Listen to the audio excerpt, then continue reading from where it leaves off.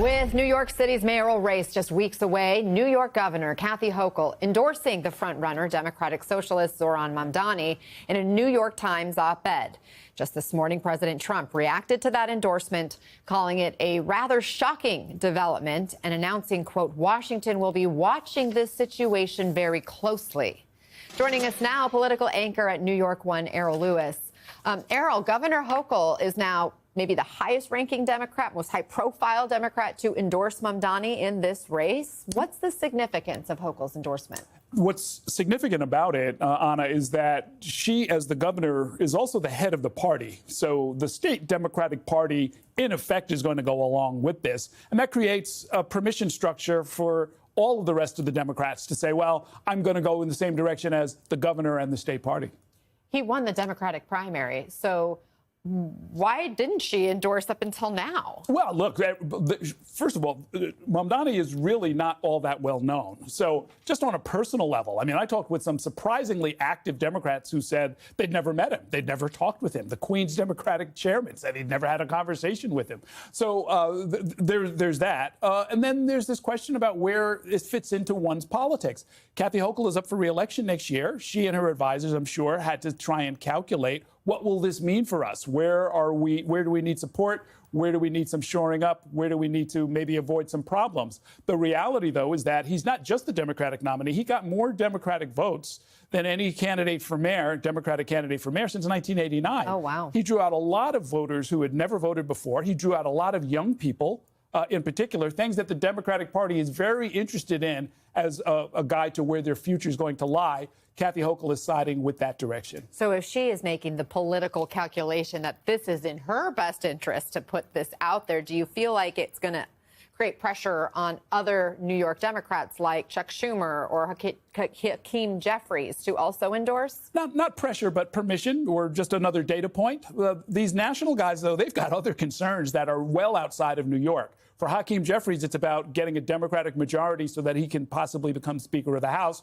For Chuck Schumer, the same thing, either to take back control of the Senate or at least maybe ameliorate some Senate gains. And that takes you into the politics of states far from New York. And that, I think, is what they're thinking about, not so much Zohran Mamdani himself. I mean, speaking of politics far from New York, President Trump apparently has a watching eye on this race. He says he's watching the situation very closely this morning. He also has not held back when it comes to how he feels about Mamdani, calling him a, quote, little communist.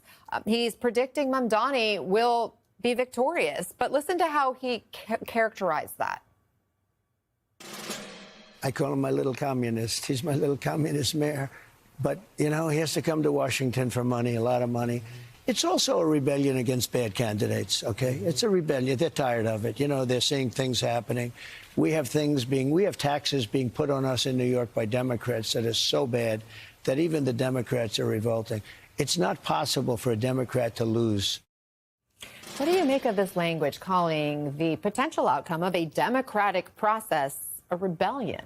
I think the president has it exactly right, although I don't know if it's a tax rebellion so much as a rebellion against the high cost of living. New York is one of the most expensive cities in the whole wide world, and this wasn't always true. It was always a little pricey to be here, but we weren't in, you know, the top 4 cities in the whole wide world, up there with Zurich and Geneva and some of these other places, until fairly recently.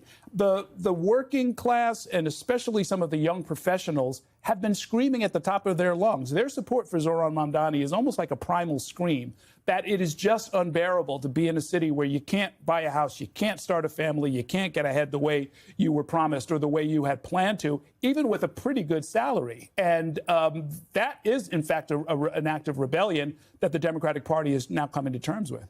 Does Mamdani feel like he can work with this administration, given President Trump suggesting that there is some leverage the federal government may have when it comes to providing federal money and resources? Well, leverage works both ways. You know, the president has a lot of commercial interests here in New York City. And to the extent that he and many members of his private organization have to pay taxes and live with conditions in New York, the mayor has some influence going back the other way.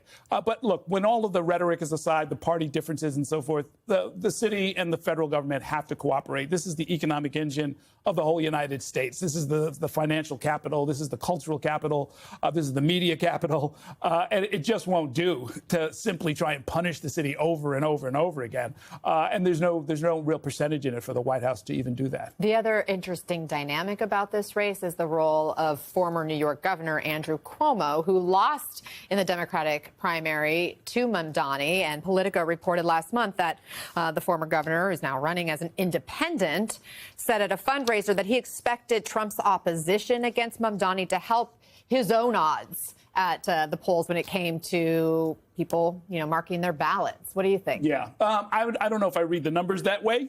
There are a lot of people who are not Democrats who are in New York, but they are really vastly outnumbered by Democrats. What I think Andrew Cuomo was getting at is that if he can pick up some Republican votes, some people who are sort of led by the president and might follow his lead, as well as some mainstream centrist or even conservative Democrats, they do exist, as well as people who had voted for Andrew Cuomo and for Mario Cuomo over the years, indeed decades, that he might be able to get himself to a majority.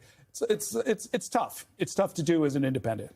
All right, Errol Louis, you know so much about all things New York politics and beyond. Good to see you. Thanks for coming in. Thanks.